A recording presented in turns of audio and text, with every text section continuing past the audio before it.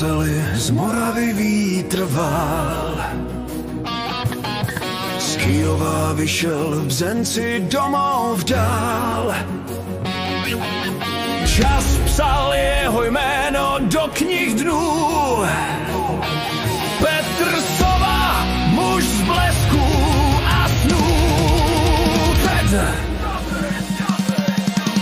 Rok 65, říjen hoří jak plamen. Narodil se kluk, co porazí čas i věk. Na ulicích Bzence běžel smích, v očích měl jiskru, co svítila v řích. Kluk, co z klacků dělal meč, vždycky věřil, že může jít před. Krev a bláto, volnost, ráj, každý den byl novej báj.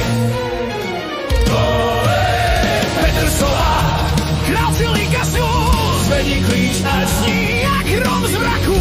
Petr Sova, železin syn, z dílny zní píseň, co nemá stín. 60 let a síla dál hřmí, rodina volá všechno nejlepší. Petr Sova, král silných čadů, navždy zůstaneš legendou mužů.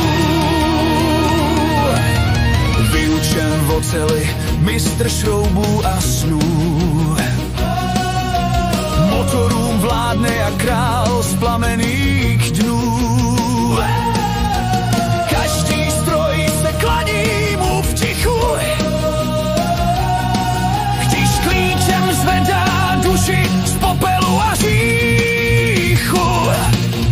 A když hřiště důní, míč letí dál, volej balový blesk, co světlo vzal, skákal výš než bouřný mrak. Vítěz v srdci, v očích nemá strach.